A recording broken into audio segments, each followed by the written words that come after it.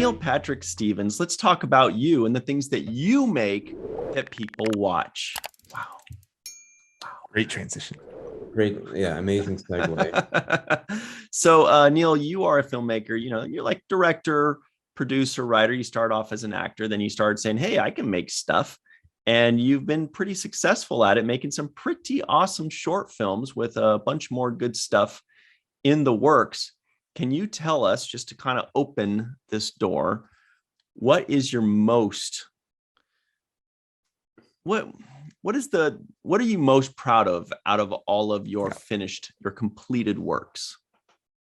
Well, I would have to say the last thing that we did together, Ryan. I think Face Your Fears, which I got. Well, I guess I show the box in every episode, but I'm not sure Mohamed has seen it yet. But I have not. Can you? Yes. Oh yeah. It's like a board game horror, sci-fi-ish, Twilight Zone. It looks so cool. We see it for like half a second. It's hard with I got the background this time. Usually I don't have the background, but you can take off the background for a second and then hold it up. Unless that would upset you. Yeah, I gotta figure out how to do that. But yeah, I mean, you can watch, if anyone is interested in seeing more of the box, you can watch the short film. I would say I'm most proud of that. That's probably been the most successful one so far. And this was also kind of like this episode. It was also something with basically one main person just kind of talking to herself and running through like this mystery, very Twilight Zone-esque, but a little more Hitchcockian in that it was horror. Neil does mystery and horror, like horror mysteries with a twist, right? Yeah, you could argue it's very Twilight Zone-esque. There's actually one specific reference to the Twilight Zone on Monkey's her backpack. Paw?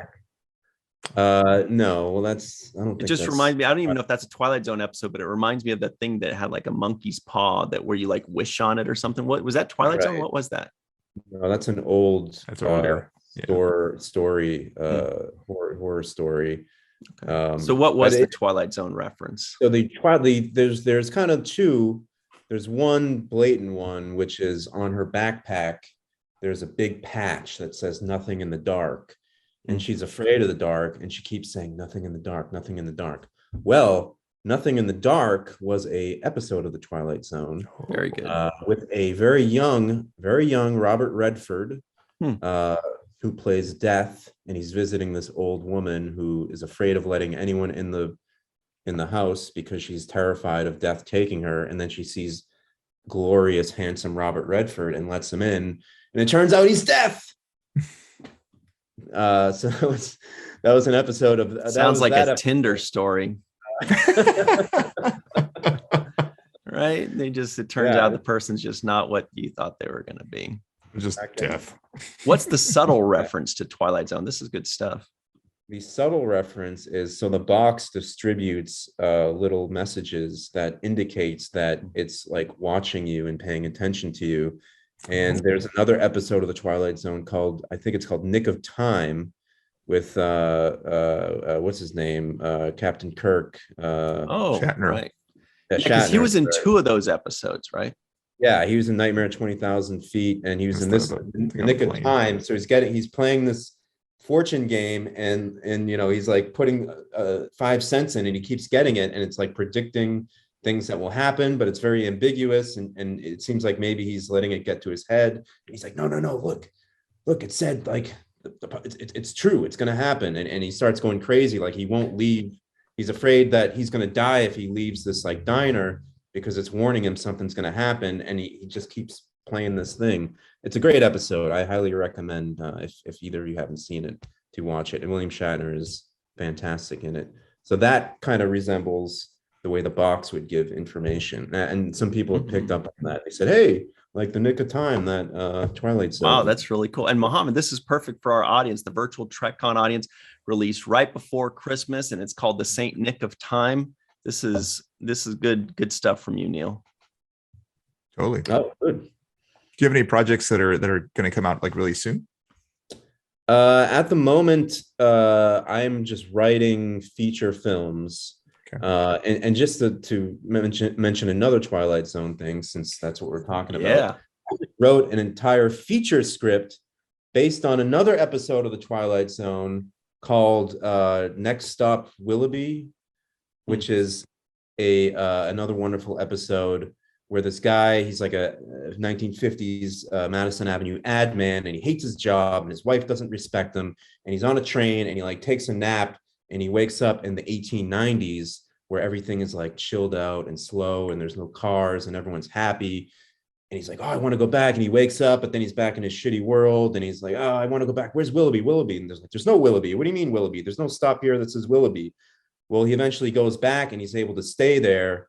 And you find out that he actually jumped off the train and committed suicide. Oh, God. But he was able to stay in Willoughby. Willoughby.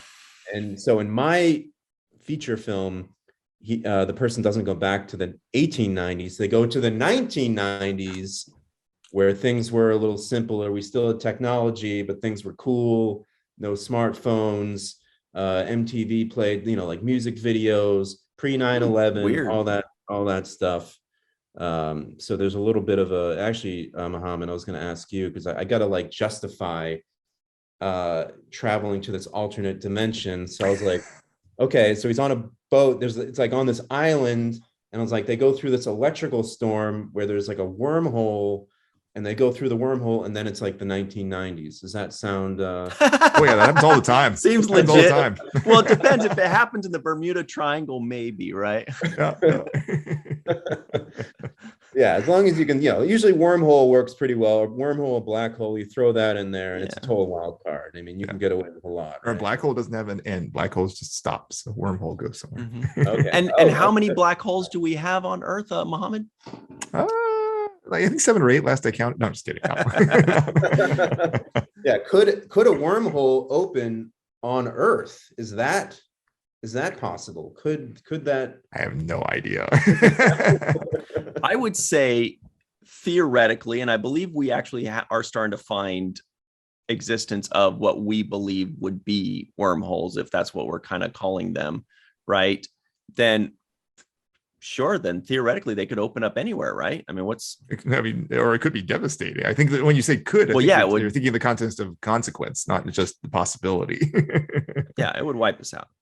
And so would a black hole, FYI, right? Definitely would. We'd be stretched so fast we wouldn't know what to do with ourselves. Getification. That's the term for what happens when you get near there. Yeah. Well, this is fun. Sounds like Mohammed's going to have another science advisor gig coming up soon. This is all in Dr. Erin McDonald's area. That's more her thing than mine. Yeah. I'm a biologist, so. Okay. So when you're making aliens and stuff.